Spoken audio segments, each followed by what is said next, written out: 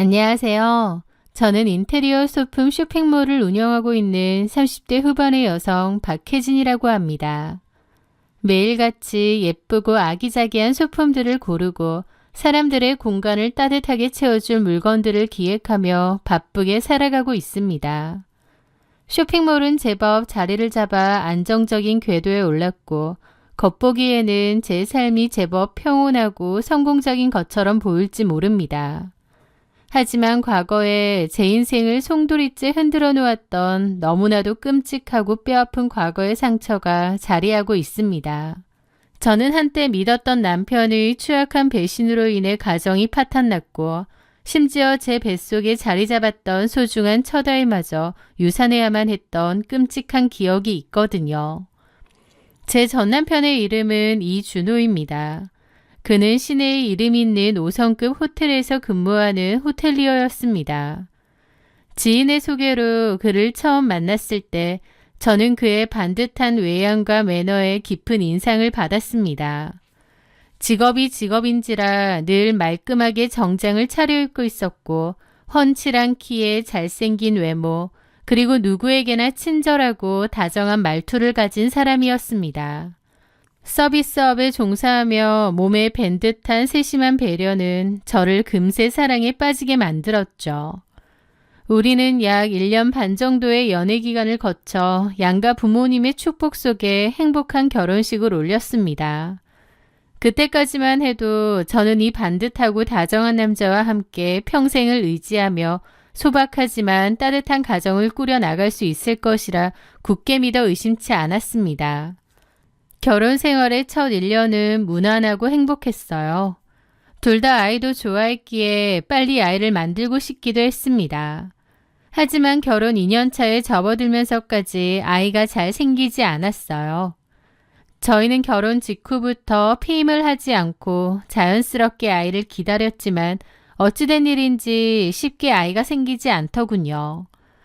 처음에는 스트레스를 받아서 그렇겠지, 때가 되면 찾아오겠지라며 가볍게 여겼지만 매달 임신 테스트기의 단호한 한 줄을 확인할 때마다 제 마음속에는 초조함이 쌓여갔습니다.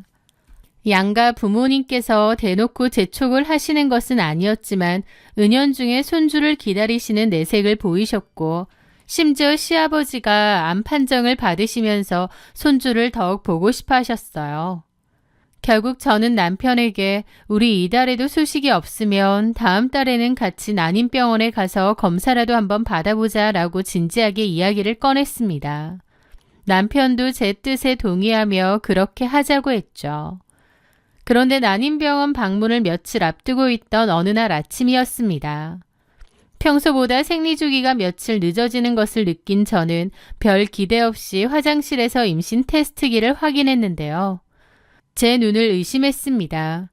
2년 동안 단 한 번도 보지 못했던 선명한 붉은색 두 줄이 나타났거든요. 너무 놀라고 기뻐서 화장실 바닥에 주저앉아 엉엉 소리내어 울었습니다. 드디어 우리 부부에게도 새 생명이 찾아왔다는 사실에 세상을 다 가진 것처럼 가슴이 벅차올랐죠. 저는 남편에게 임신 사실을 알렸어요. 남편 역시 몹시 기뻐할 것이라 생각했습니다. 그런데 남편의 반응은 제 예상과 달리 어딘가 묘하게 차분하더라고요. 아니, 차분함을 넘어 미적지근했다고 할까요? 진짜네. 두 줄이네. 와. 남편은 옅은 미소를 짓긴 했지만 오히려 눈동자가 살짝 흔들리며 무언가 당황한 듯한 복잡한 기색이 스쳐 지나가는 것을 보았습니다. 저는 속으로 조금 서운했지만 애써 상황을 합리화했습니다. 남편도 너무 뜻밖이라 아직 실감이 안 나서 저러는 걸 거야 라고 생각하면서요. 어쨌든 병원에 가서 정확히 피검사를 하고 임신 5주차라는 진단을 받았을 때 저는 앞으로 다가올 새 식구의 행복한 미래만을 머릿속에 그리며 태교에만 전념하기로 마음먹었습니다. 임신 초기라 몸조심을 하며 하루하루를 보내던 무렵 친정에서 급한 연락이 왔습니다. 아침 일찍 출근하시던 친정엄마가 빙판길에 미끄러져 계단에서 구르시는 바람에 응급실에 실려가셨다는 것이었죠. 놀란 가슴을 부여잡고 황급히 대학병원 응급실로 달려가 보니 다행히 생명에 지장이 있는 큰 부상은 아니었지만 다리 골절과 타박상이 심해 곧바로 수술을 하고 한동안 입원 치료를 받아야 하는 상황이었습니다.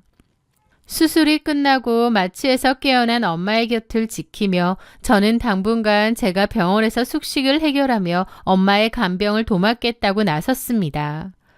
아버지도 연세가 있으셨고 저 외에는 친언니가 있었지만 언니는 직장일이 워낙 바빠 쉽게 휴가를 낼 수 있는 상황이 아니었기 때문이었죠. 그렇게 하루는 제가 있었는데 다음날 병실로 온 언니는 자기가 있을 테니 저보고는 그냥 가라고 하더라고요. 제가 임신 초기다 보니 집에서 쉬어야 될 것 같다고요. 언니의 강경한 태도와 엄마의 만류에 저는 결국 못 이기는 척 집으로 가기로 했습니다. 사실 갑작스러운 소식에 긴장하며 병원으로 달려오느라 배가 살짝 당기는 듯한 느낌도 있었기에 집으로 돌아가 쉬는 것이 맞겠다는 판단이 들기도 했어요. 남편에게는 엄마가 입원하셔서 당분간 병원에 있을 것 같다고 연락을 해둔 상태였지만 다시 집으로 돌아가게 되었다고 정정 메시지를 보내지는 않았습니다. 굳이 보낼 필요는 없다고 생각했으니까요. 집에 들어갔는데 현관바닥에 놓인 낯선 물건을 보고 걸음을 멈췄습니다. 발 사이즈가 230 남짓되어 보이는 작은 여성용 구두 한 켤레가 아무렇게나 벗어져 있었거든요. 너무 당황스럽더라고요. 남편은 분명 오늘 주간 근무라 출근했다고 알고 있었는데 집안에 누군가 있는 모양이었습니다. 그것도 낯선 여자 신발요. 심장이 덜컥 내려앉더군요. 그렇게 안으로 들어갔는데 안방에 딸린 화장실에서 소리가 나는 거예요. 놀랍게도 남편과 어떤 여자의 목소리였죠. 아, 오빠 진짜 물 튀지 말라니까. 아, 이리 와봐. 제 남편 이준호의 목소리였습니다. 두 사람이 화장실 안에서 함께 샤워를 하며 장난을 치고 낄낄거리는 소리가 굳게 닫힌 안방 화장실 문틈을 타고 선명하게 새어나온 거였죠. 하얗게 벼락을 맞은 듯 멍해지더라고요. 그러고 보니 안방 바닥에는 그들이 급하게 벗어던진 흔적들이 고스란히 남아있었죠. 남편의 호텔 유니폼 바지와 셔츠가 뒹굴고 있었고 그 옆에는 여자의 것으로 보이는 얇은 블라우스와 스커트 그리고 속옷들이 널브러져 있었으니까요. 게다가 침대 위에는 여자가 들고 온 숄더백이 놓여 있었습니다. 저는 덜덜 떨리는 손으로 가방의 지퍼를 열고 지갑을 꺼냈습니다.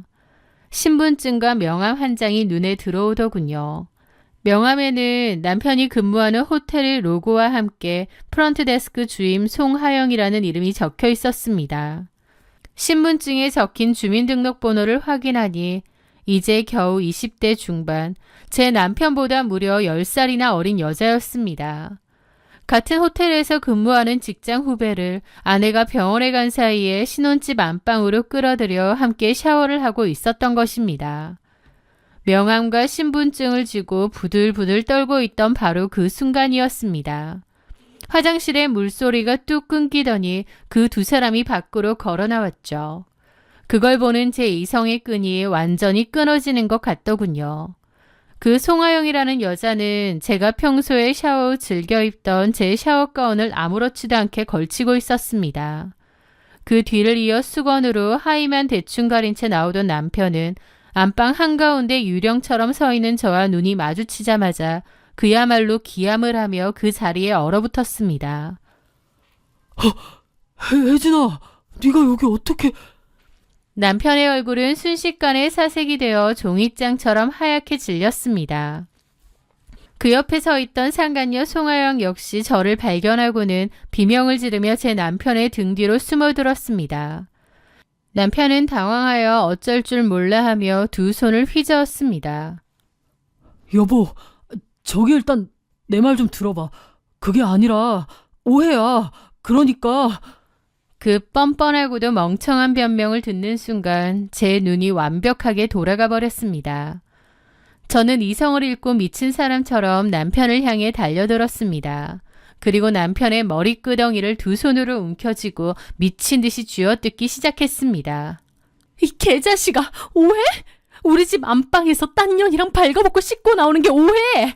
이 짐승만도 못한 새끼! 넌 오늘 내 손에 죽었어!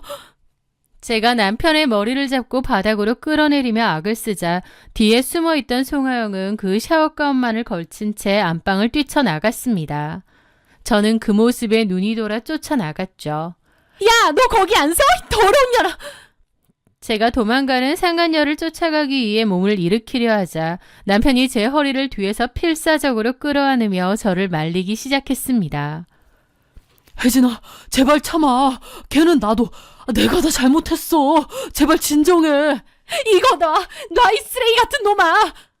저는 남편의 품에서 벗어나기 위해 발버둥을 치며 거칠게 저항했습니다.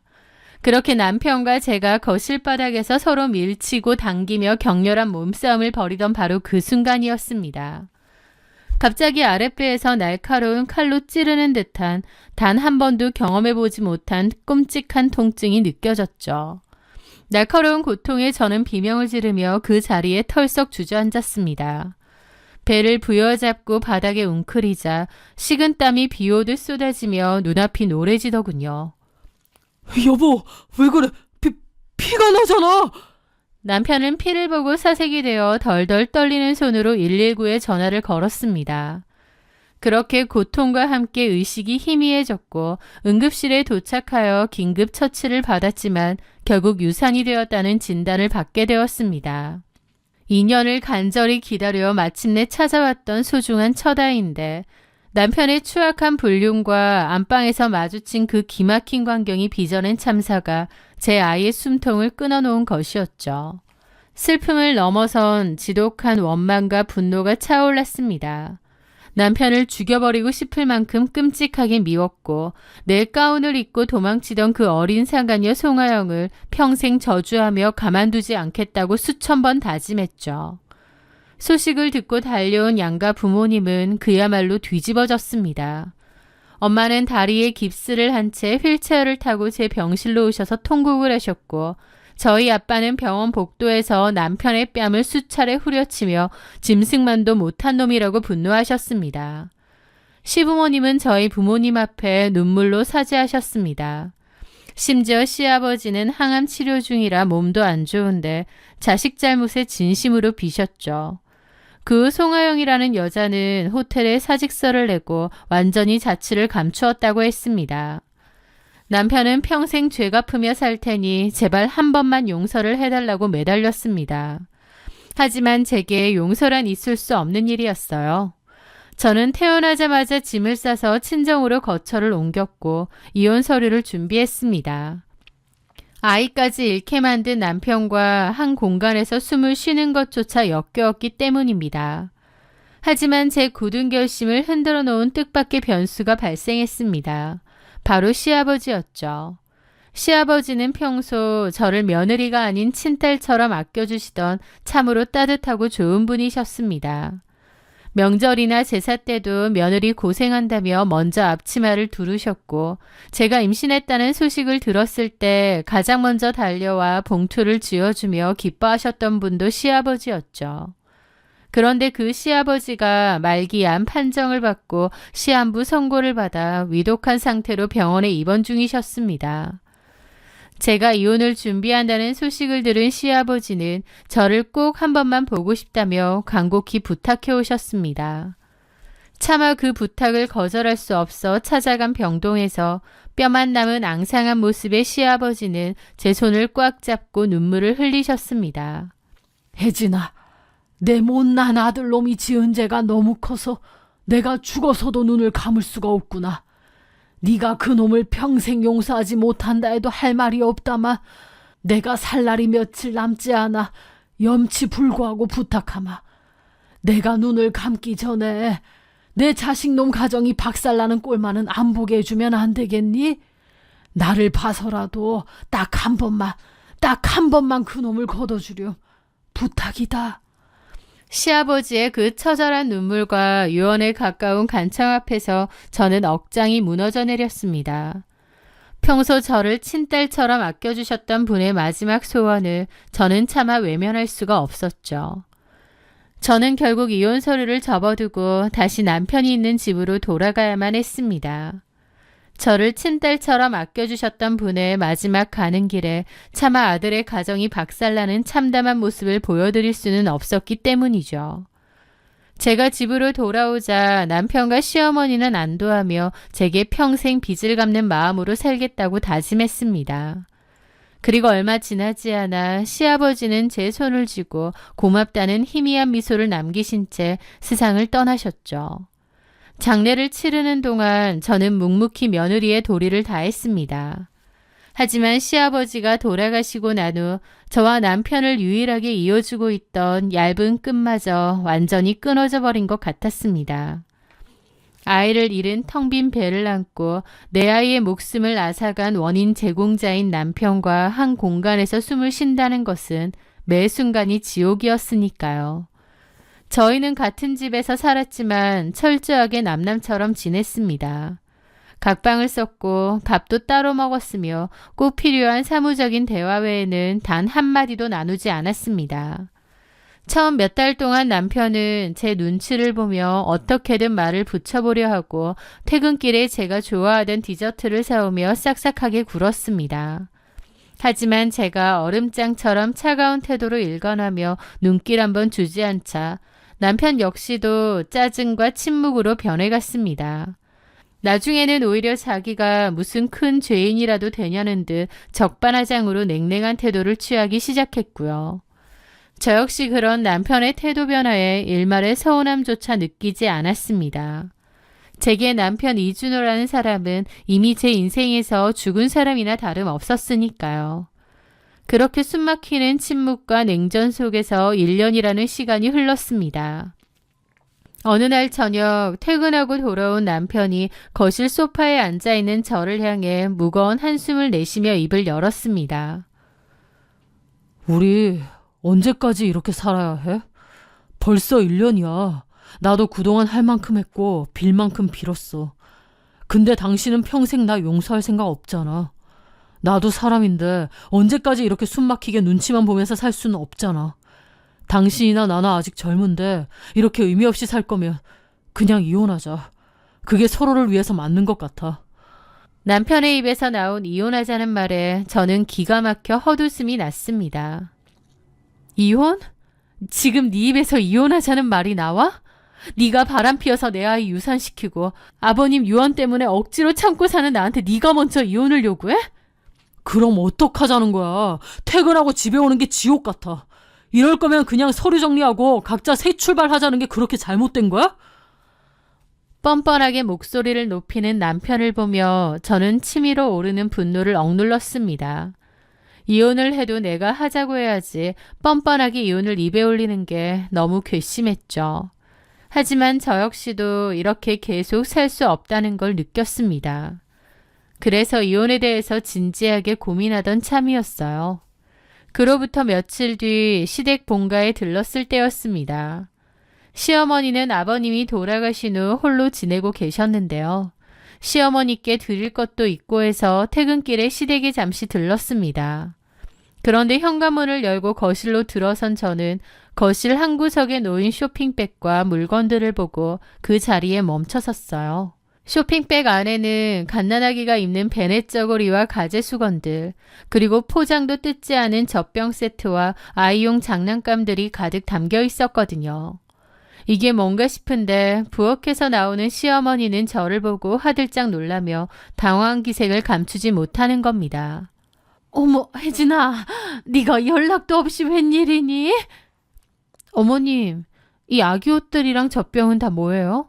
집에 웬 아기용품이 있어요? 시어머니는 황급히 쇼핑백을 발로 쓱 가리며 말을 더듬으셨습니다. 아, 친구 딸이 이번에 출산을 해서 내가 선물로 주려고 몇 개 사둔 거다. 뭔가 감추는 듯 당황하며 말씀하시더라고요. 게다가 평소와 달리 저를 소파에 앉히지도 않은 채 서둘러 현관 쪽으로 저를 유도했습니다. 와줘서 고맙다마. 내가 오늘 몸이 안 좋아서 쉬어야 할 것 같다.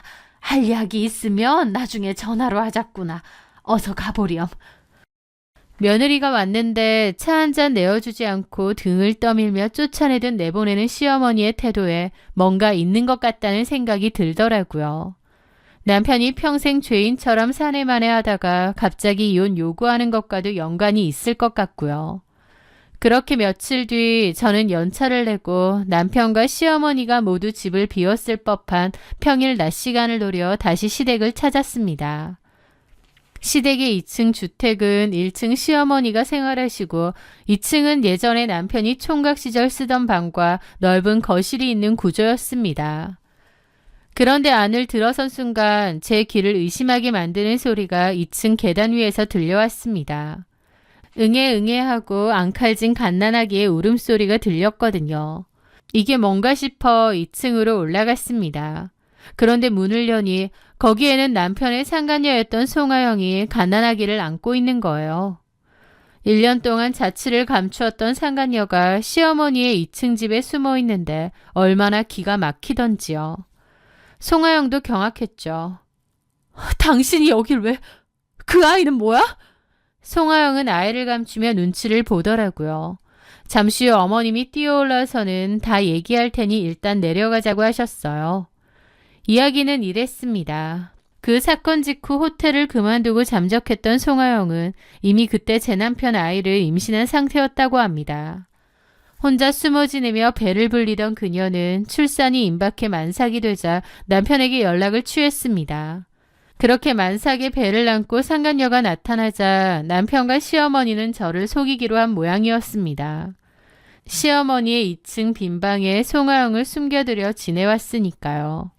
하지만 이렇게 계속 살기 싫다는 상간녀의 독촉에 남편은 지쳐서 못 살겠다며 저에게 이혼을 요구했던 것이었습니다. 저는 꼭지가 돌아 그 길로 남편의 호텔로 쳐들어가 그의 뺨을 후려쳤습니다. 이 쓰레기 같은 새끼야! 내 아이는 유산시켜서 죽여놓고 넌 네 엄마 집 2층에 그년이랑 네 자식 새끼를 숨겨두고 키워? 그러고도 네가 인간이야? 수많은 직원들과 손님들이 쳐다보는 앞에서 뺨을 맞은 남편은 당황하더니 저를 끌고 나갔습니다. 그리곤 이혼해달라고 하더라고요. 내 애를 가지고 만삭이 되어서 연락이 왔는데 나보고 어쩌라고. 내 핏줄인데 모른 척해? 나도 내 핏줄은 거둬야 할 거 아니야. 자신의 더러운 불륜과 기만을 내 핏줄에 대한 책임감으로 포장하며 적반하장으로 나오는 남편을 보며 저는 제 안에 남아있던 마지막 한 줌의 감정마저 차갑게 식어버리는 것을 느꼈습니다. 저는 곧바로 변호사를 선임하여 남편과 상간녀 송하영, 그리고 이 모든 사실을 알면서도 상간녀를 숨겨주고 저를 기만한 시어머니까지 3명 모두를 상대로 위자료 청구 소송을 걸었습니다. 그리고 동시에 이혼소장을 접수했죠.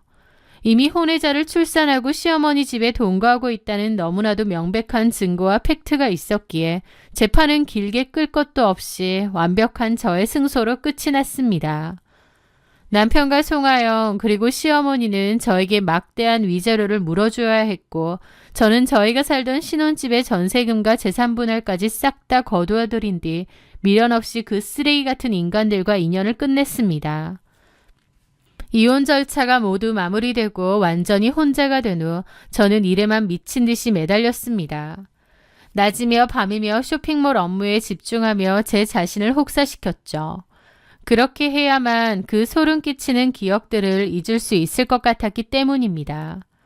그렇게 2년 정도의 시간이 흘렀을 때 우연히 남편과 친분이 있던 제 지인을 통해 그들의 기막힌 근황을 건너듣게 되었습니다. 남편과 송하영의 그 아이가 정상적인 발달을 하지 못해 큰 대학병원에서 검사를 받았는데 꽤 심각한 수준의 중증 발달장애 및 선천적 질환 판정을 받았다는 소식이었죠. 아이의 상태가 생각보다 훨씬 심각해서 매달 들어가는 재활치료비와 병원비가 상상을 초월한다고 했습니다. 남편의 호텔 월급만으로는 도저히 감당이 안 되어 시아버지의 유산과 적금까지 다 깨서 아이 치료비로 쏟아붓고 있지만 밑 빠진 독에 물 붓기처럼 가세가 급격히 기울고 있다는 것이었습니다. 게다가 송하영은 장애가 있는 아이를 키우는 극심한 스트레스와 쪼달리는 생활고 때문에 매일같이 남편, 시어머니와 악을 쓰며 싸우고 집안은 그야말로 지옥이 따로 없다고 했죠. 그 이야기를 전해 들었을 때 제 가슴 한구석에는 서늘한 인과응보의 바람이 부는 듯 했습니다. 내 아이를 피눈물 속에 잃게 만들고 뻔뻔하게 얻어낸 그들이 결코 행복하지 않다는 사실을 알았으니까요. 그렇게 사는 것도 자기들이 선택한 업보지. 내 할 바 아니야. 다시는 굳이 그 인간들 소식 나한테 전해줄 필요 없어.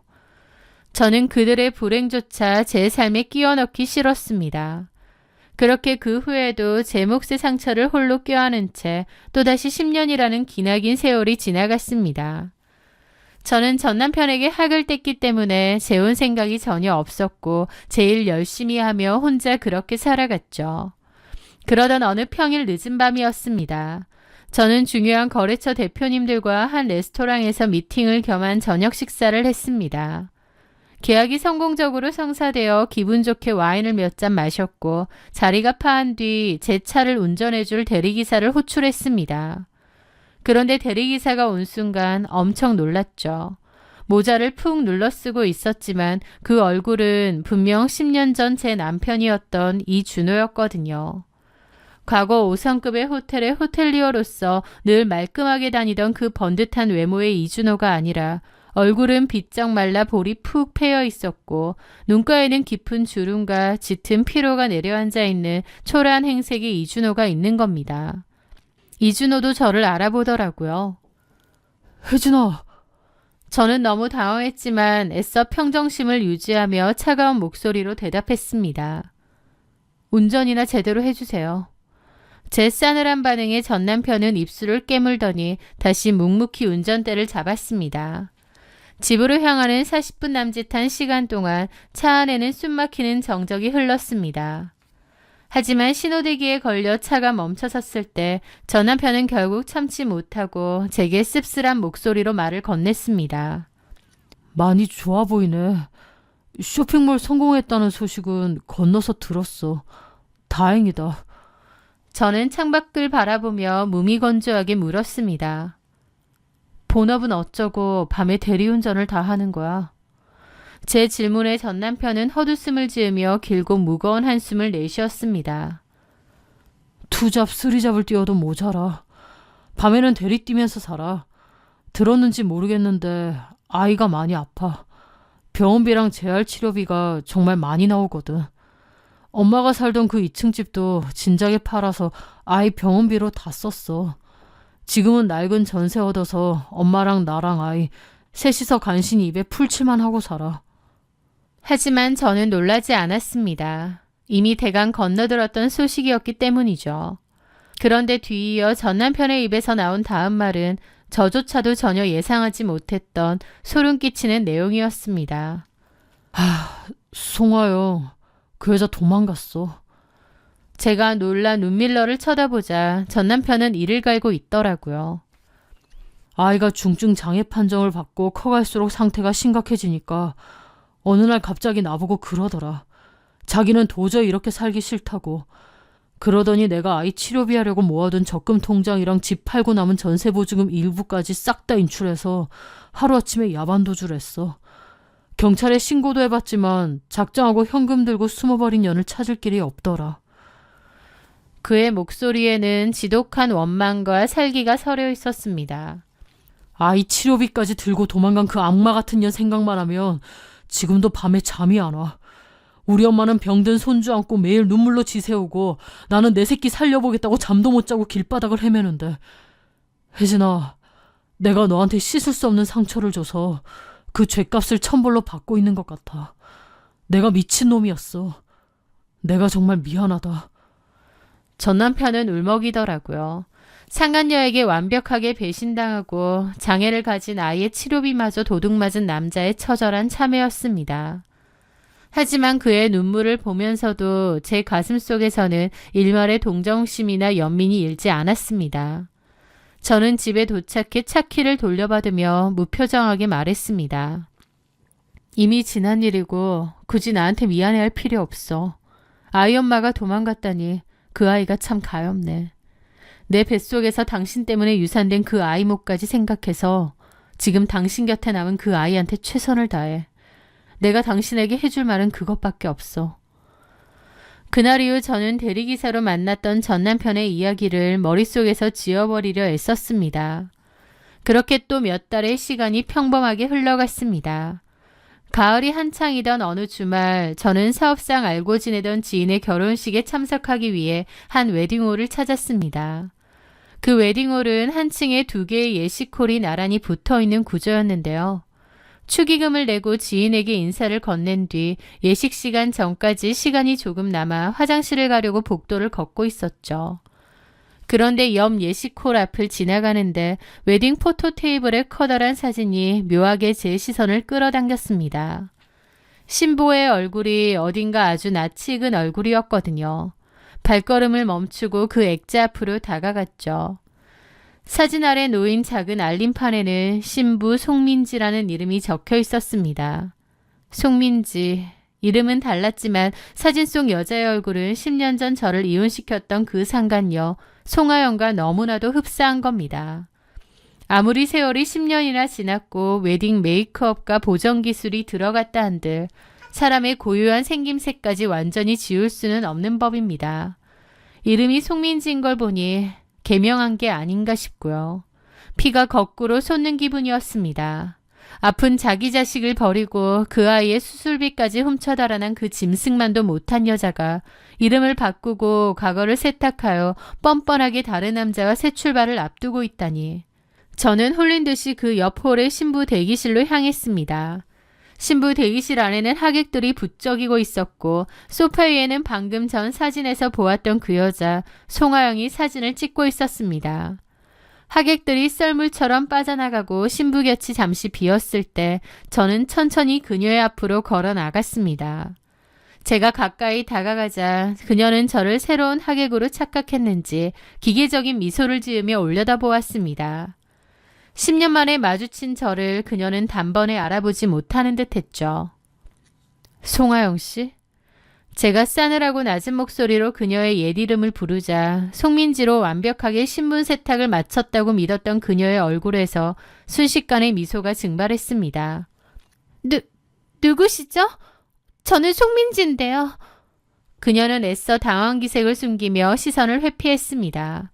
저는 그녀를 향해 한 걸음 더 다가가며 피식 웃었습니다. 사람을 잘 기억 못하나 봐. 10년 전에 내 집 안방 화장실에서 내 샤워가운 걸치고 도망쳤잖아.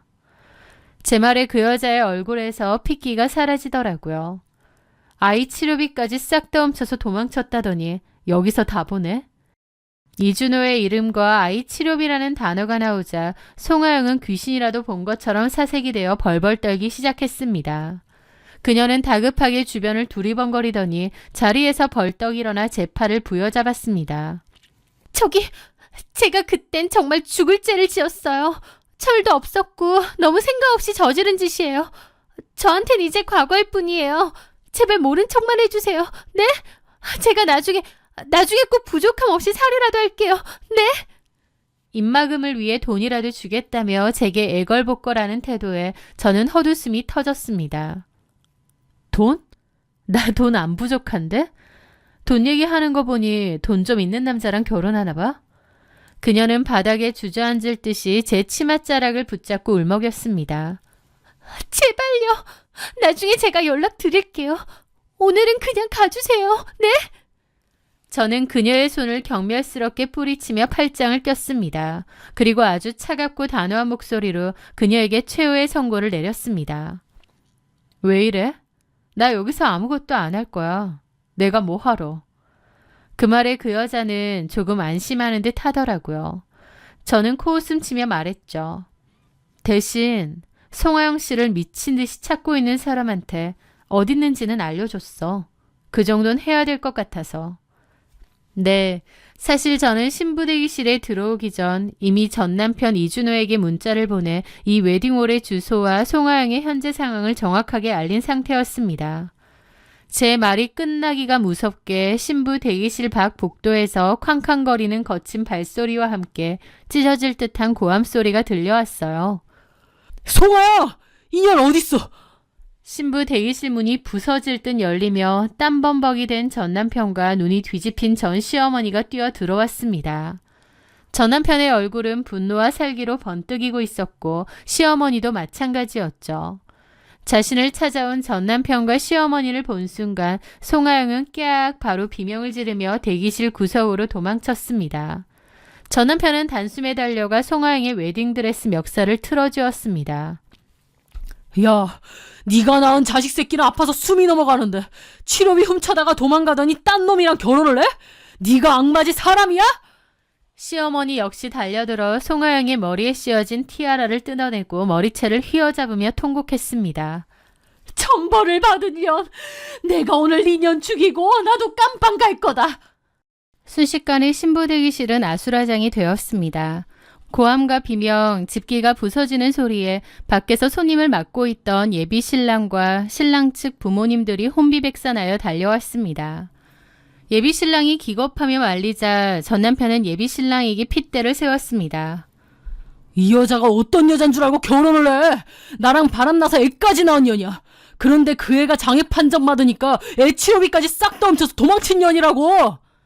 신랑 측 부모님은 그 끔찍한 폭로에 뒷목을 잡고 그 자리에 쓰러지셨고 웨딩홀 직원들이 달려와 경찰에 신고하느라 예식장은 그야말로 아비규환의 지옥이 되었습니다.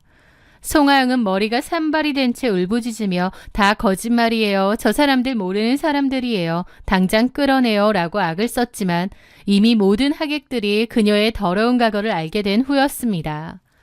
저는 팔짱을 낀 채 그 처절하고도 완벽한 파멸의 현장을 차가운 눈으로 지켜보았습니다.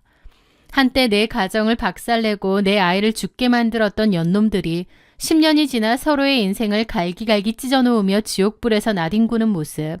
그것은 그들이 지은 죄값에 대한 신의 완벽하고도 자비 없는 심판이었죠. 저는 더 이상 그 추악한 광경을 눈에 담을 필요를 느끼지 못했습니다. 소란스러운 신부 대기실을 조용히 빠져나와 본래 제가 가야 할 지인의 예식홀로 향했습니다. 살면서 언젠가 한 번쯤은 마주칠 수도 있다는 생각조차 하지 못할 만큼 뻔뻔하게 다른 사람과 결혼을 하려 했던 그녀의 대담함에 혀를 내두를 뿐이었습니다. 며칠 뒤 제게 전화 한 통이 걸려왔습니다. 전 남편 이준호였습니다. 당연하게도 그날 송하영의 결혼식은 완벽하게 파투가 났다고 했죠. 혜진아, 네 덕분에 그년 잡았다. 근데 그 미친년이 나랑 우리 엄마를 폭행으로 고소했어. 나도 내 돈 훔쳐간 거 절도죄로 고소하고 끝까지 갈 거야. 아주 그년이랑 나랑 둘 중 하나 죽을 때까지 개싸움할 거다. 수화기 너머로 이를 가는 전 남편의 목소리에는 지독한 원한만이 남아있었습니다. 저는 담담한 목소리로 그에게 대답했습니다. 그래, 알아서들 해. 누가 고소를 하든 감방에 가든 내 할 바 아니잖아. 다시는 내게 연락하지 마. 전 남편이 저를 부르는 소리가 들렸지만 저는 미련 없이 통화 종료 버튼을 눌렀습니다. 이제 제 삶에 전 남편의 자리는 단 1mm도 남아있지 않습니다. 죄를 지은 자들이 지옥에서 서로를 원망하며 살아가겠지만 혹독한 겨울을 버텨낸 저의 인생은 앞으로 더 눈부시고 환한 봄날을 맞이할 겁니다. 제가 그렇게 만들 거고요. 제 긴 이야기를 끝까지 들어주셔서 진심으로 감사드립니다.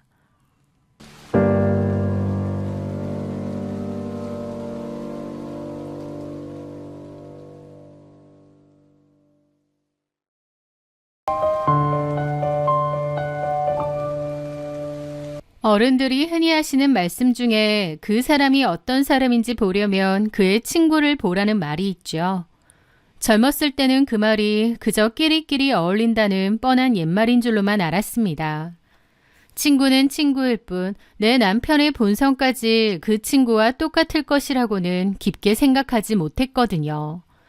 하지만 지난 15년의 결혼 생활이 산산조각이 나고 상상조차 하지 못했던 끔찍한 일들을 연달아 겪고 난 지금에야 저는 그 말이 세상에서 가장 소름 돋는 진리라는 것을 뼈저리게 깨달았습니다.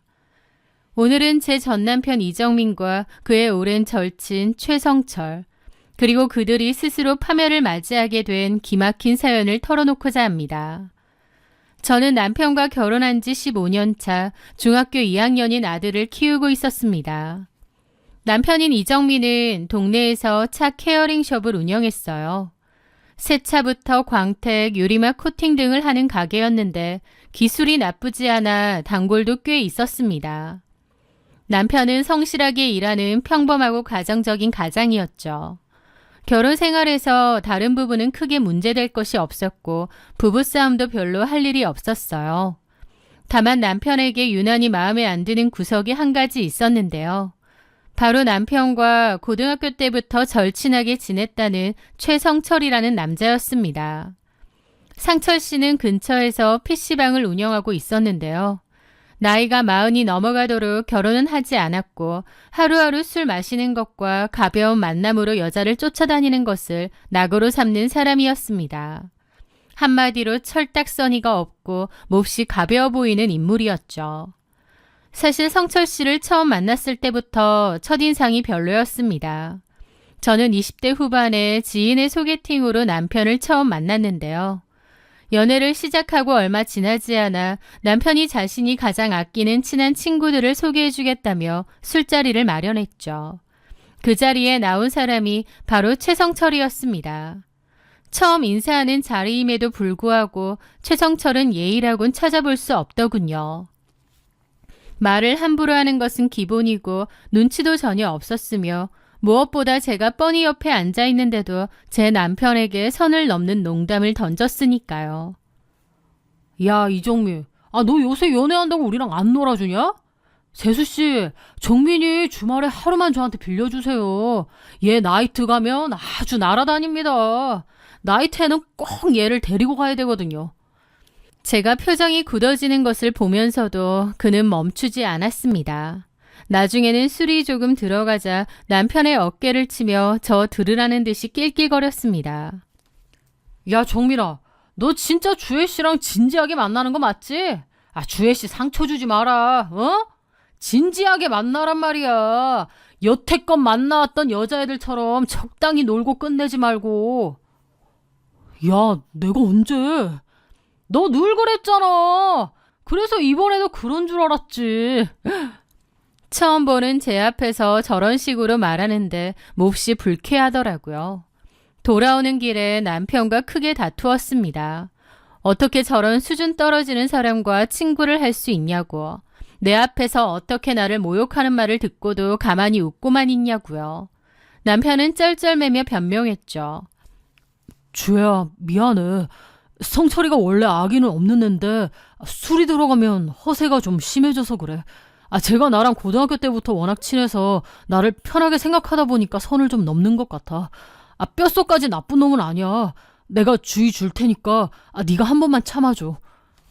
남편이 너무나 미안해하며 사과하기도 했고 아무리 마음에 안 들어도 남편의 가장 오래된 직이라니 제가 무작정 만나지 말라고 강요할 수도 없는 노릇이었습니다. 결국 저는 찝찝한 마음을 덮어두고 남편과의 관계를 이어갔죠. 하지만 성철 씨의 민폐는 저희의 결혼식 날 최고조에 달했습니다. 성철 씨가 저희 결혼식 사회를 굳이 맡아준다는 겁니다. 저는 솔직히 그냥 전문 사회자 쓰고 싶었거든요. 그런데 본인이 부득불 하겠대요. 영 내키지 않았지만 남편이 부탁을 해서 마지못해 허락했습니다. 대신 남편을 통해 수십 번 당부했습니다. 절대 짓궂은 장난이나 과한 농담은 하지 말고 양가 부모님과 친척들이 다 모이는 자리니 제발 점잖고 깔끔하게 사회를 봐달라고 말이죠. 그러나 제 불길한 예감은 빗나가지 않았습니다. 결혼식 당일 사회를 봐야 할 성철 씨는 예식 시작 10분 전까지도 식장에 나타나지 않더군요. 남편이 얼굴이 하얘져서 전화를 수십 통 돌린 끝에야 헐레벌떡 뛰어들어왔는데 전날 얼마나 술을 퍼마셨는지 얼굴은 퉁퉁 부어 있었고 숨을 쉴 때마다 지독한 술 냄새와 숙취가 풍겼습니다. 그 상태로 마이크를 잡아서 횡설수설 사회 연습 하나도 안 했는지 정말 진행을 엉망으로 했습니다. 저럴 거면 왜 굳이 자기가 맡겠다고 한 건지 속 터지더라고요. 그런데 하이라이트는 따로 있었습니다. 제가 하지 말라고 그렇게 신신당부를 했음에도 불구하고 성철 씨는 갑자기 남편에게 이벤트라며 팔굽혀펴기를 시켰습니다. 그것도 웨딩드레스를 입은 저를 남편의 등에 태우고 말이죠. 거절할 분위기도 아니어서 마지못해 했는데 불편한 드레스를 입고 남편의 등에 엉거주춤 올라탄 저를 향해 성철 씨는 마이크에 대고 이렇게 떠드는 거예요. 자, 하객 여러분. 우리 종민이가 고등학교 때부터 힘 하나는 장사였습니다. 그런데 지금 팔이 부들부들 떨리는 걸 보니 신부님이 보기보다 체중이 꽤 많이 나가시는 모양입니다. 결혼 앞두고 있으신 분인데 다이어트 좀 하시지 그러셨습니까? 하객석에서는 어색한 웃음이 터져나왔고 저희 부모님의 얼굴이 붉어지셨습니다. 저도 얼굴이 달아오르더라고요. 게다가 우리 신랑 이정민 군 참 잘생기고 인물 좋지 않습니까? 예전에는 여자 얼굴 엄청 따지더니 결국 결혼할 때는 여자 얼굴 안 보고 오직 심성만 보고 선택한 것 같습니다. 정민아, 이 훌륭한 희생정신에 박수를 보낸다. 은근슬쩍 자기 친구를 추켜 세우면서 신부인 저의 외모를 깎아내리고 후려치는 그 멘트에 얼마나 화가 나고 불쾌하던지요. 저희 부모님도 화가 머리 끝까지 나셨고요. 평생에 한 번뿐인 결혼식을 그 인간 때문에 다 망쳐버린 기분이었습니다. 신혼여행을 떠나는 차 안에서 저는 대성통곡을 했고 남편은 싹싹 빌며 성철이한테 사과를 시키겠다고 했습니다. 하지만 이미 결혼식은 망쳤는데 사과를 받아서 뭐 하겠나요? 저는 필요 없고 다시는 그 사람 얼굴 안 보고 싶다고 했죠. 그렇게 시간이 흘렀고 결혼 후 15년이라는 시간이 흘렀습니다. 저는 아들을 낳아 키우며 아내이자 엄마로서 성실하게 살았죠. 남편이 성철 씨 만나는 것까진 뭐라고 안 했지만 저는 그 사이 한 번도 따로 본 적은 없습니다. 성철 씨는 여전히 PC방을 운영하며 결혼도 하지 않은 채 자유분방하고 문란한 독신 생활을 즐기고 있었죠. 저는 성철 씨의 존재가 늘 거슬렸지만 굳이 긁어 부스럼을 만들지 않으려 모른 채 하고 살았습니다. 친구는 친구일 뿐 내 남편은 저런 인간과 다르다라고 믿으면서요. 그러던 어느 날이었습니다. 주말을 앞두고 남편이 조심스럽게 제 눈치를 보며 말을 꺼냈습니다. 여보, 나 이번 주말에 성철이랑 둘이서 바다 낚시 좀 다녀오면 안 될까? 성철이가 요즘 PC방 장사도 잘 안 되고 이런저런 일로 스트레스를 많이 받아서 너무 힘들어하네. 친한 친구로서 1박 2일 바람 좀 세게 해주고 오고 싶은데.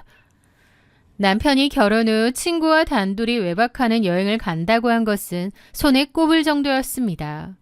성철 씨가 끼어 있다는 게 마음에 걸리긴 했지만 쿨하게 다녀오라고 했죠.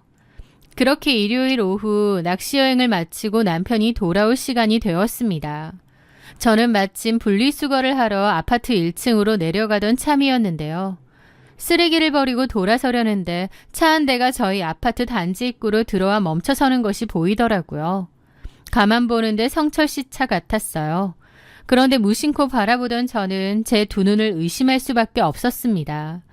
조수석에서 남편이 내렸는데 뒤이어 뒷좌석의 창문이 열리더니 화려하게 옷을 차려입은 낯선 젊은 여자 2명이 깔깔거리고 손을 흔드는 거예요.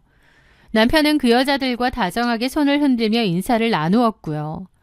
머릿속이 하얘진 저는 분리수거 바구니를 내팽개치고 남편에게 성큼성큼 다가갔죠.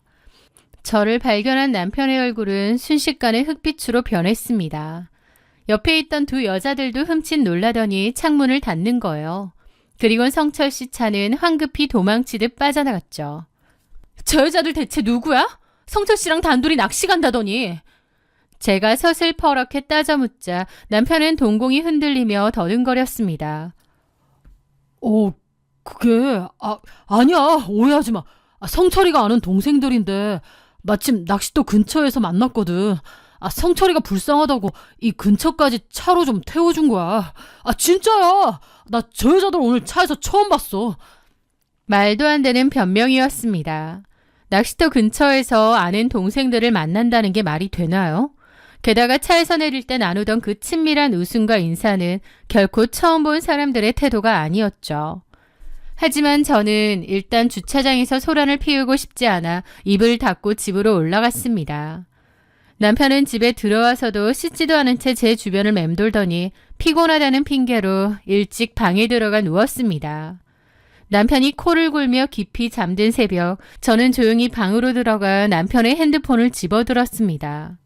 남편의 패턴은 예전부터 알고 있었죠. 그렇게 카톡을 열고 성철 씨와 나눈 대화방을 눌렀습니다. 그리고 화면을 위로 올려 그들의 대화 내용을 확인하는 순간 이가 갈리더라고요. 대화방의 내용이 가관이었거든요. 역시 제 예상대로 아까 본 그 여자 2명이 함께 간 커플 동반 여행이었습니다. 사건의 전말은 이랬죠. 며칠 전 성철 씨가 카톡으로 남편에게 먼저 사진 몇 장을 보냈습니다. 카카오톡 오픈 채팅방에서 알게 된 여자들인데 자기가 최근에 꼬셔서 만나고 있는 서유림이라는 여자와 그녀의 친한 언니인 김지영이라는 여자라고 했습니다. 사진 속 여자들은 짙은 화장에 꽤 화려한 외모를 자랑하고 있더군요. 정민아, 사진 봤냐? 죽이지. 얘네 이번 주말에 나랑 같이 놀러 가기로 했는데 유림이 친한 언니 지영이도 같이 온대. 지영이가 너 사진 보고 마음에 든다고 하더라. 너 와이프한테 적당히 낚시 간다고 핑계대고 나와라. 내가 펜션이랑 술 다 쏠 테니까 가서 화끈하게 놀자. 제 남편 이정민의 반응은 저를 더욱 미치게 만들었습니다. 거절하거나 주저하는 기색이라도 보였다면 제가 이렇게까지 비참하지는 않았을 것입니다. 하지만 남편은 신이 나서 답장을 보내고 있더군요. 와, 대박. 야, 근데 주애가 보내줄지 모르겠다. 낚시 핑계대면 믿으려나? 일단 짐 싸서 무조건 나갈 테니까 세팅 딱 해놔라. 15년을 함께 산 아내를 감쪽같이 속이고 낯선 여자들과 하룻밤을 보내기 위해 짐을 싸며 즐거워했을 남편의 모습을 상상하니 온몸의 피가 차갑게 식는 것 같았습니다. 저는 그 자리에서 남편과 성철 씨가 나눈 대화 내용을 모두 제 핸드폰으로 전송해 증거를 남겼습니다. 그리고는 침대에 누워 태평하게 잠들어 있는 남편의 등짝을 향해 있는 힘껏 발길질을 날렸습니다. 아유, 무슨 짓이야? 놀라서 벌떡 일어난 남편을 향해 저는 주저없이 뺨을 후려쳤습니다. 일어나, 이 쓰레기 같은 새끼야. 불쌍한 동생들을 차에 태워줘. 니놈 핸드폰에 있는 그 더러운 카톡들 내가 다 봤어. 나한테 거짓말하고 니 친구 놈이랑 오픈 채팅에서 만난 여자들 끼고 펜션 가서 뒹굴다 오니까 좋았어? 남편은 제 입에서 자신의 범행 일체가 줄줄 흘러나오자 얼굴이 사색이 되어 곧바로 바닥에 무릎을 꿇었습니다. 주애야, 내가 미쳤었나봐. 진짜야, 나 맹세코 아무 일도 없었어. 그냥 성철이가 하도 가자고 꼬드겨서 술만 마시고 놀다 온 거야. 진짜 손끝 하나 안 건드렸어. 제발 용서해줘. 그는 제 바지가랑이를 붙잡고 싹싹 빌었습니다. 그 모습마저도 너무 찌질하더라고요. 너 같으면 그 말을 믿겠니? 그리고 네가 나를 속이고 다른 여자들과 1박 2일 여행을 갔다는 사실 자체로 넌 끝난 거야. 이혼 서류 가져올 테니까 도장 찍을 준비나 해. 그리고 네 친구 최성철이랑 그 여자들도 다 위자료 소송할 거니까 그런 줄 알아. 남편은 아들 생각을 해서 이혼은 하지 말자며 매달리더라고요. 저는 필요 없다고 남편을 밀쳐버렸죠. 저는 정말 이혼을 할 생각이었습니다. 하지만 단 한 가지, 아들이 너무 걸리긴 하더라고요. 그 후 남편은 또 저에게 빌며 말했죠. 제가 하라는 대로 할 테니 이혼만은 말아달라고요. 저도 중학생인 아들의 얼굴이 떠올라 마음 한구석이 흔들렸습니다. 한창 예민한 사춘기를 겪고 있는 아들에게 아빠의 불륜으로 인한 이혼이라는 상처를 안겨주는 것이 두려웠거든요. 그래서 결국 저는 남편에게 마지막 기회를 주기로 했습니다. 단, 나름의 조건들을 걸었죠. 좋아. 나도 우리 정민이 생각해서 한 번은 넘어갈게. 그런데 조건이 있어. 그 조건을 어길 시엔 그날로 끝이야. 첫째, 앞으로 최성철 그 인간이랑은 만나거나 연락하지 마. 둘째, 같이 갔던 그 여자들과도 당장 번호 지우고 끝내. 셋째, 앞으로 네 핸드폰 비밀번호는 다 풀어놓고 내가 언제든지 요구하면 군말 없이 핸드폰 내용 전부 확인시켜줘. 할 수 있겠어? 남편은 연신 고개를 끄덕이며 당연하지, 성철이 번호 당장 지울게. 핸드폰도 아예 네가 관리해라며 호들갑을 떨었습니다. 저는 속는 셈 치고 남편의 사과를 받아주었죠. 그렇게 한동안 남편은 퇴근하자마자 집으로 달려와 집안일을 도맡아 하고 제 눈치를 보며 납작 엎드려 지냈습니다. 그렇게 위태롭지만 간신히 평화를 되찾아가던 어느 날이었어요. 그날은 남편이 숍에 일이 많아 조금 늦게 들어온다고 한 날이었죠. 그런데 밤 11시가 넘도록 남편이 오지 않아 거실에서 텔레비전을 켜놓고 기다리고 있었는데 새벽 1시가 훌쩍 넘은 시간에 현관문 도어락이 요란하게 열리는 소리가 났습니다. 그런데 숍에서 야근을 했다던 남편이 술에 잔뜩 취해 들어온 것도 황당했지만 더 황당한 건 그런 남편을 부축하며 현관문 안으로 함께 들어서는 남자였습니다. 바로 최성철이었거든요. 제가 만나지 말라고 연락조차 끊으라고 신신당부했던 바로 그 인간 말이죠. 그 순간 제 머릿속에서는 이성이 툭 하고 끊어지는 것 같았습니다. 남편은 저와 한 그 무거운 약속을 쓰레기통에 처박아 버린 채 기어코 성철 씨를 다시 만나 밤새 술을 퍼마시고 들어온 것이었습니다. 최성철은 본인도 띠꺼운 표정으로 저를 보면서 남편을 부축해 들어오더라고요. 안 주무시고 계셨네요. 빨리 좀 받아봐요. 무거워 죽겠네. 저는 끓어오르는 화를 간신히 억누르며 일단 늘어진 남편을 넘겨받아 거실 소파에 거칠게 눕혔습니다. 남편을 눕히고 돌아서서 저는 현관에 짝다리를 짚고 서 있는 성철 씨를 매섭게 노려보았죠.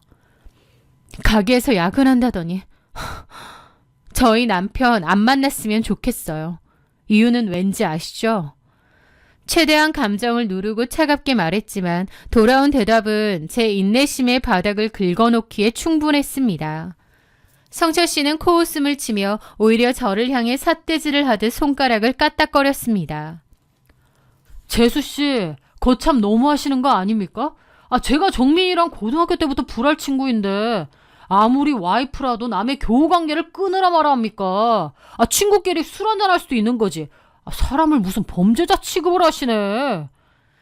그 당당한 태도에 기가 막혀 말이 나오지 않았습니다. 저는 현관으로 다가가 그를 향해 목소리를 높였습니다. 범죄자 취급이요? 유부남 친구 꼬셔서 오픈 채팅으로 여자들이랑 1박 2일로 동반여행 가는 게 정상이에요? 가정 있는 제 남편을 그런 자리에 끌어들여서 가정 파탄 낼 뻔한 게 누군데요? 친구 가정이 깨지든 말든 여자들 불러서 놀궁리나 하는 게 진짜 친구입니까? 제 남편 물들이지 말고 당장 돌아가세요. 앞으로 우리 집에 발도 들이지 마시고요. 제 단호한 말에 성철 씨는 지지 않고 목소리를 더 크게 냈습니다. 아파트 복도가 쩌렁쩌렁 울릴 정도였습니다. 아니 무슨 말을 왜 그런 식으로 합니까? 그리고 정민이가 요새 가게일 때문에 얼마나 힘들어하는지 아세요?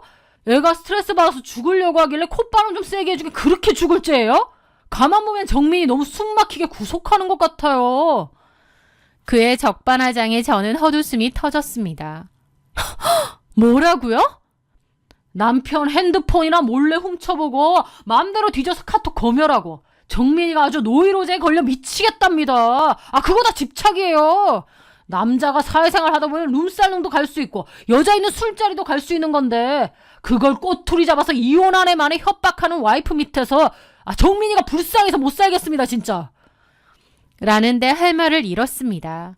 더 이상 대화를 나누는 것조차 입이 더러워지는 기분이더라고요. 그쪽 혼자 룸살롱을 가든 여자를 만나든 알아서 하시고요. 내 남편 물들이지 마세요. 그리고 당장 내 집에서 나가요. 제가 소리를 지르며 현관문을 활짝 열어젖히자 가지 말래도 갈 겁니다. 성격 진짜 피곤하네. 정민이가 아주 불쌍하다 아주.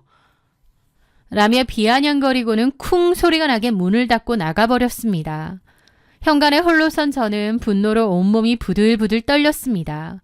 거실 소파에는 원흉인 남편이 코를 골며 속편하게 자고 있었는데 저런 인간을 믿고 한 번 더 기회를 주었던 제 자신이 너무나도 한심하고 멍청하게 느껴졌습니다.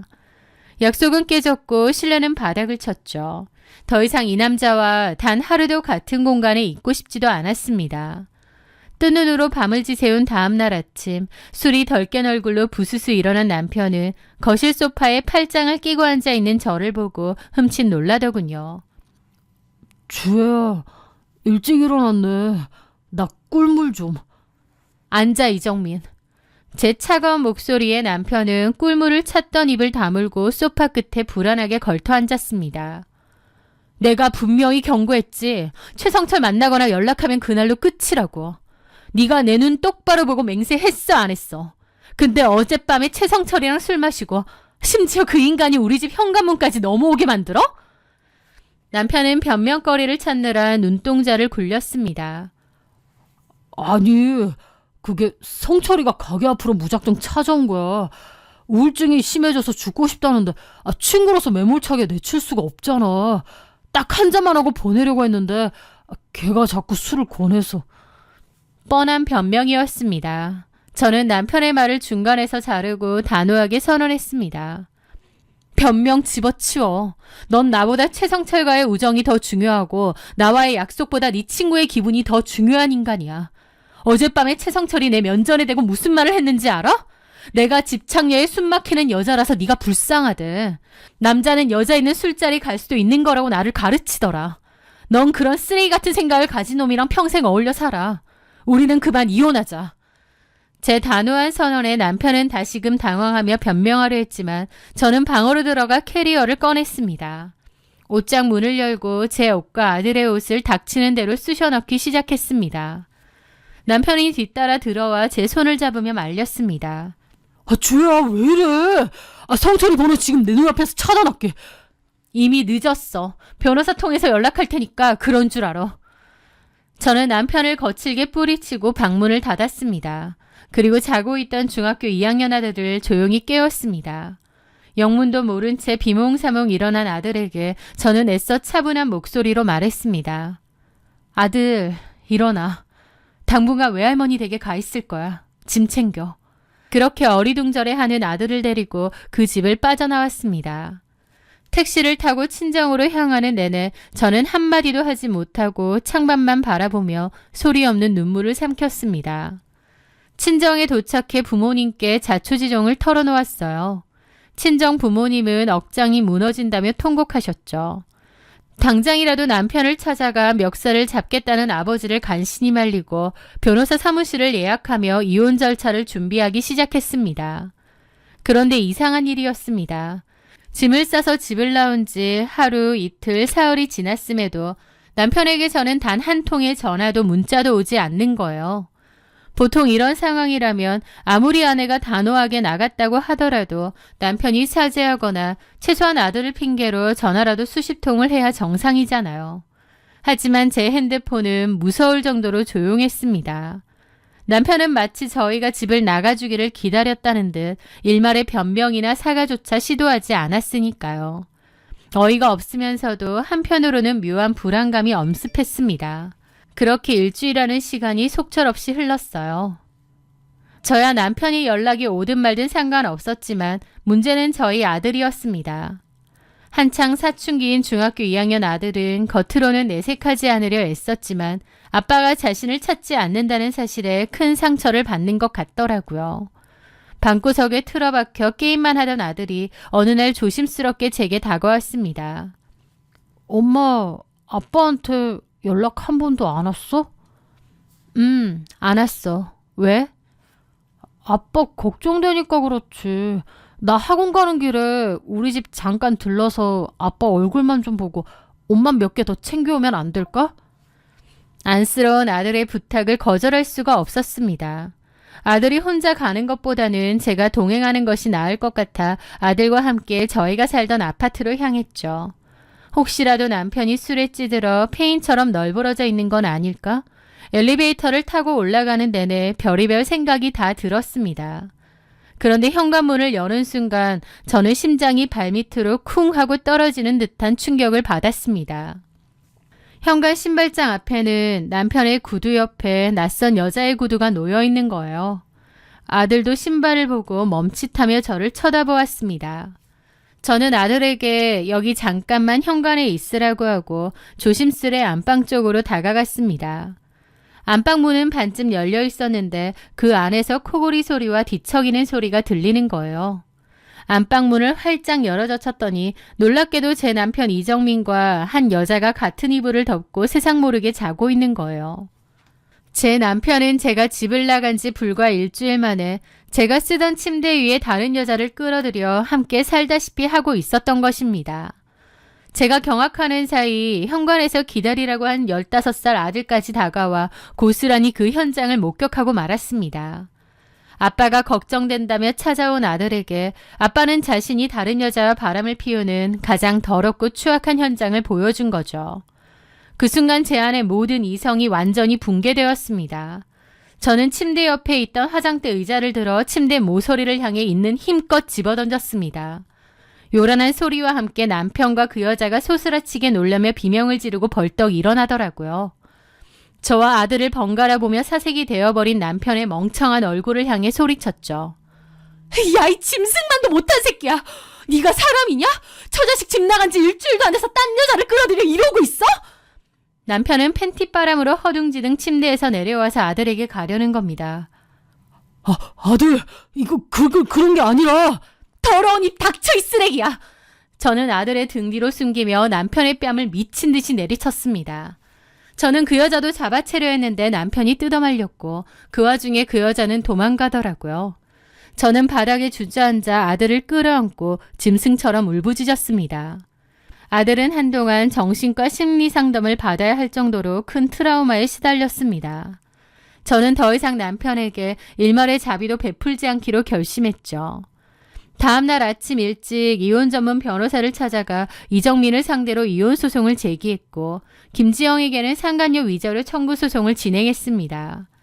남편은 소장을 받고 나서야 사태의 심각성을 깨달은 듯 변호사를 선임해 방어에 나섰지만 모든 정황과 증거가 저에게 완벽하게 유리했습니다.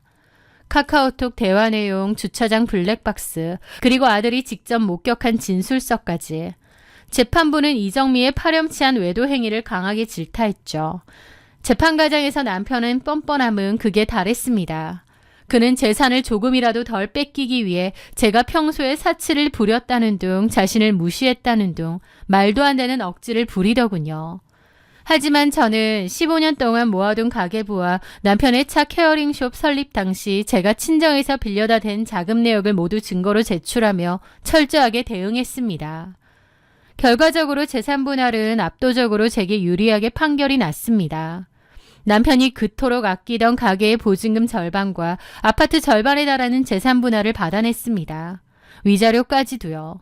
15년의 결혼 생활은 서류 몇 장으로 차갑게 끝이 났죠. 저는 이혼 후 새로운 동네로 이사하여 새 출발을 하기로 했습니다. 새로운 곳에서 새로운 생활을 시작하기로 한 거죠. 그런데 반년 정도 지났을 무렵 지인들을 통해 전남편의 기가 막힌 근황을 듣게 되었습니다. 전남편 이정민과 김지영 그리고 최성철과 서유림, 이 미친 네 남녀가 스몰 웨딩으로 합동 결혼식을 올렸다는 소식이었습니다. 오픈 채팅방에서 만난 여자들과 유부남, 독신남이 짝을 지어 함께 결혼식을 올리다니 정상적인 사람의 사고방식으로는 도저히 이해할 수 없는 코미디 같은 일이었죠. 그들의 저렴하고 얄팍한 사랑 노름에 헛웃음이 절로 나오더라고요. 그 기막힌 소식을 들은 후로부터 1년이라는 시간이 흘렀습니다. 그 1년 동안 저와 아들의 삶은 많은 안정을 되찾았습니다. 처음에는 아빠의 외도 현장을 직접 목격했다는 충격에 사로잡혀 방황하던 아들도 꾸준한 심리 상담과 저의 노력 덕분에 예전의 밝은 모습을 회복해 나갔어요. 저는 아이를 키우며 직장 생활도 병행했고 그 어느 때보다 평온하고 차분한 일상을 보내고 있었죠. 전 남편과 그 친구들의 기행은 동네 사람들의 입방아에 오르내리다 점차 잊혀졌습니다. 저 역시 그들이 어떻게 살든 서로 상간 남녀끼리 모여 얼마나 대단한 행복을 누리든 전혀 관심이 없었고요. 그런데 비가 추적추적 내리던 어느 평일 저녁, 남편과 결혼 생활을 할 당시 친하게 지냈던 지인에게서 전화 한 통이 걸려왔습니다. 평소 연락이 뜸했던 터라 무슨 일인가 싶어 전화를 받았죠. 주혜씨, 놀라지 말고 들어. 정민씨 친구 최성철 알지? 모를 수가 없죠. 그런데 왜요? 그 사람 죽었대. 순간 저는 귀를 의심했습니다. 아무리 미워하던 인간이라지만 사람이 갑자기 죽었다는 소식은 당황스러웠습니다. 어떻게 된 일이냐고 묻자 지인은 조심스러운 목소리로 상황을 설명했습니다. 교통사고가 크게 났대.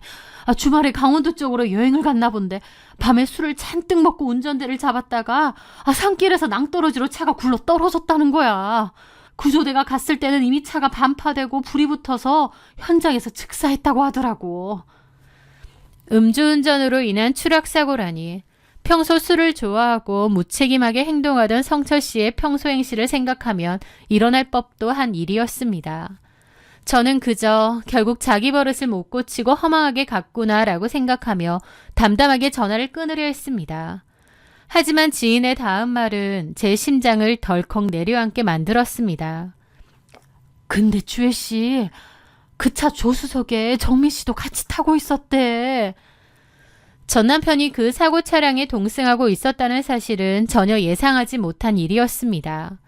지인의 말에 따르면 전 남편 이정민은 다행히 목숨은 건졌으나 상태가 매우 위중하다고 했습니다. 낭떠러지로 굴러떨어지며 차에 화재가 발생했고 성철 씨는 그 자리에서 즉사했지만 전 남편은 의식을 잃은 채 불길 속에 갇혀 있다가 뒤늦게 구조되었다는 것입니다. 지금 서울에 있는 화상 전문 병원 중환자실에 있대. 의식도 아주 없고 화상이 너무 심해서 생사를 오가고 있다더라고. 주혜 씨랑 이혼한 사이지만 그래도 애 아빠니까 알아야 할 것 같아서 연락했어. 전화를 끊고 저는 한참 동안 거실에 서 있었습니다. 저를 배신하고 가정을 버린 남자였지만 막상 생사가 오간다는 소식을 들으니 기분이 몹시 복잡했습니다. 하지만 무엇보다 아들이 마음에 걸렸습니다. 아무리 미운 아빠라도 아들에게 아빠의 사고 소식을 숨길 수는 없는 노릇이었죠. 저는 방에서 공부하고 있던 아들을 조용히 불러 거실에 앉혔습니다. 그리고 감정을 최대한 배제한 채 담백하고 차분하게 사실만을 전달했습니다. 아빠가 교통사고를 당했고 지금 병원에 크게 다쳐 누워있다고 말이에요. 아들은 잠시 멍한 표정을 짓더니 이내 눈물을 뚝뚝 흘리기 시작했습니다. 자신에게 상처를 준 아빠였지만 그래도 아빠라고 너무 가슴 아픈가 보더라고요. 엄마, 아빠 한 번만 보러 가면 안 돼? 아빠 죽는 거 아니지? 아들의 부탁을 거절할 수 없었습니다.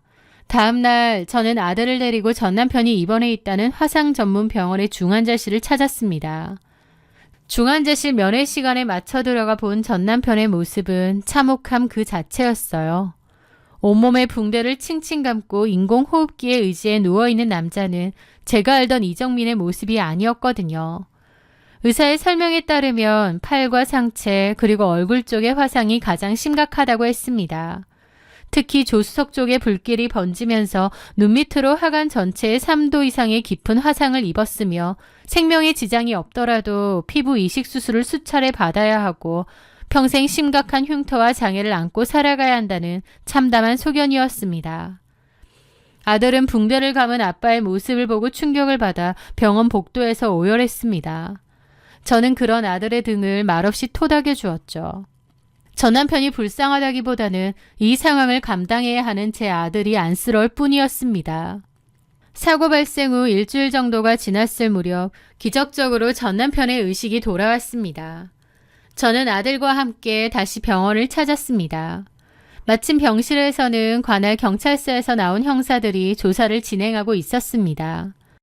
단순한 음주운전 사망사고로 처리하려던 경찰은 의식을 차린 뒤 전 남편의 첫 진술을 듣고 사건은 전면 재조사하기 시작했습니다.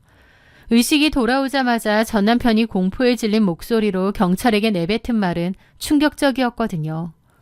그 여자들이 우릴 죽이려고 했어요. 단순한 사고가 아닙니다. 살려주세요. 경찰과 저는 그 진술을 듣고 경악했습니다. 전 남편의 진술에 따르면 사건의 전말은 이러했습니다. 사고 당일 최성철과 서유린 부부 그리고 제 전 남편 이정민과 김지영 부부 4사람은 강원도 외곽의 한적한 산장으로 여행을 떠났다고 했습니다. 저녁 식사를 하며 서유림과 김지영은 계속해서 남자들에게 술을 권했다고 했죠. 평소 술을 좋아하던 최성철은 물론이고 전 남편 역시 분위기에 취해 술을 마셨는데 이상하게 뭔가를 탄 것처럼 몸을 가눌 수가 없었대요. 그런데 갑자기 어떤 남자들이 나타나서는 최성철과 이정민을 차에 태웠다는 겁니다. 남편은 의식이 있는데 몸을 가눌 수가 없어서 그들의 말소리는 다 들렸대요.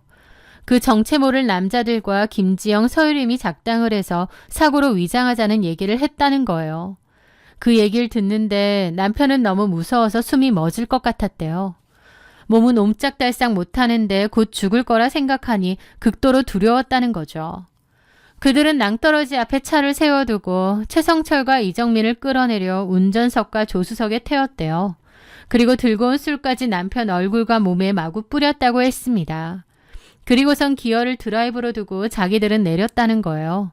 몸을 가눌 수 없는 상황에서 차가 앞으로 가니 이정민은 너무 무섭고 괴로웠다고 하더라고요. 그렇게 차는 굴러 떨어졌고 최성철은 즉사, 이정민은 목숨만은 건졌지만 심한 화상과 외상을 입은 것이었습니다. 경찰은 전 남편의 진술을 토대로 즉각 김지영과 서유림에 대한 수사에 착수했습니다. 그리고 수사 과정에서 드러난 그 여자들과 남자들의 실체는 그야말로 소름이 돋을 정도로 무서운 것이었습니다. 단순한 상간녀인 줄 알았던 김지영과 서유림은 일반적인 평범한 여성들이 아니었습니다. 경찰의 신원 조회와 금융 기록 조사 결과 이 두 여자는 과거에도 이미 2번씩이나 재혼과 사별, 이혼을 반복했던 전력이 있었어요. 이들은 오픈 채팅 같은 인명 공간에서 남자를 물색하여 의도적으로 접근하는 전문적인 보험 사기단이었던 거죠.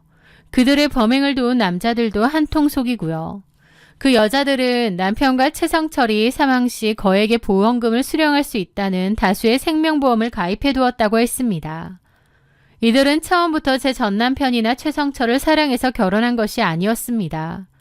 가정을 버리고 자신들에게 넘어올 만큼 가볍고 멍청한 남자들을 골라 혼인관계를 맺은 뒤 사고사로 위장하여 보험금을 타내려는 끔찍한 목적을 가지고 접근한 것이었죠.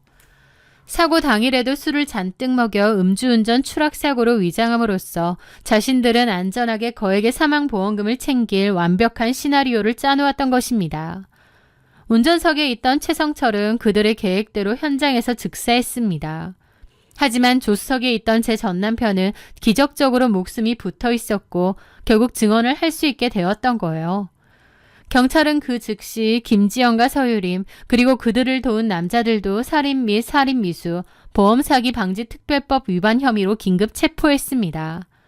처음에는 눈물을 흘리며 억울하다고 발뺌하던 그 여자들도 경찰이 들이민 다수의 보험 가입 내역과 사고 현장의 인근의 CCTV 정황, 그리고 과거 남편들의 의문스러운 사망 및 상해 기록 앞에서는 결국 무너지고 말았습니다. 재판은 신속하게 진행되었고 그들은 변명의 여지 없이 무거운 중형을 선고받아 감방에 수감되었다고 하더라고요. 이 모든 사건이 마무리된 후 전남편 이정민의 삶은 완전히 파괴되었습니다. 목숨은 건졌지만 사고 당시 입은 화상으로 인해 그의 얼굴 화관과 목, 팔은 심하게 일그러졌습니다. 수차례에 걸친 고통스러운 피부 이식 수술을 받았음에도 불구하고 외형적인 흉터가 크게 남았습니다. 게다가 얼굴 근육과 신경이 손상되어 말하는 것조차 어눌해지는 영구적인 장애를 얻게 되었죠. 저희 아들은 마음이 여리고 착해서 장애를 얻고 홀로 남은 아빠가 불쌍하다며 한 달에 한두 번씩 반찬을 챙겨서 전 남편의 월세방을 찾아갑니다. 저는 아들이 아빠를 만나러 가는 것을 굳이 말리지 않습니다. 그것은 아들의 선택이고 자식으로서 느끼는 최소한의 도리라고 생각하기 때문이죠. 아들은 다녀올 때마다 아빠가 나를 볼 때마다 계속 미안하다고 운다며 한숨을 쉬곤 합니다. 전 남편은 모든 것을 잃고 나서야 15년을 함께한 조강지처와 아들의 소중함을 깨달은 모양이에요. 하지만 저는 솔직히 전 남편이 단 한치도 불쌍하거나 안쓰럽지 않습니다.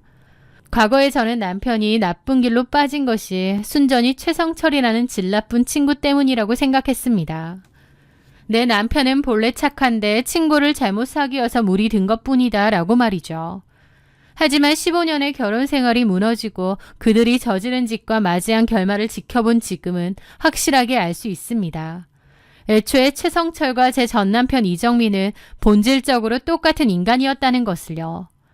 가벼운 유혹에 쉽게 흔들리고 쾌락을 위해 15년의 신의를 헌신짝처럼 버리며 겉모습에 홀려 옳고 그름을 판단하지 못하는 가볍고 저열한 본성. 그렇기에 고등학교 시절부터 수십 년 동안 가장 친한 친구로 지낼 수 있었던 것이겠죠. 유유상종이라는 말은 단 한치의 오차도 없는 진리였습니다. 보험 사기단 여자들의 끔찍한 악행은 법의 심판을 받았습니다. 하지만 제 가정을 버리고 욕망을 쫓아갔던 이정민과 최성철이 맞이한 결말은 결국 그들 스스로가 선택한 길의 끝이었습니다. 한 명은 낭떠러지 아래에서 비참하게 목숨을 잃었고 한 명은 평생 씻을 수 없는 상처와 장애를 안고 고통 속에서 숨죽여 살아가게 되었죠. 저는 이제 과거의 어리석었던 미련과 착각을 모두 내려놓았습니다. 남편의 빈자리는 전혀 느껴지지 않으며 오히려 그 썩은 뿌리를 제 인생에서 일찍 잘라낸 것이 얼마나 다행인지 모릅니다. 저는 앞으로 제게 주어진 평온한 일상을 감사히 여기며 착하고 반듯하게 자라주는 아들과 함께 성실하고 행복하게 하루하루를 살아갈 것입니다. 거짓과 배신으로 얼룩진 그들의 삶과는 전혀 다른 진짜 단단하고 행복한 삶을 말입니다. 제 긴 이야기를 들어주셔서 감사합니다.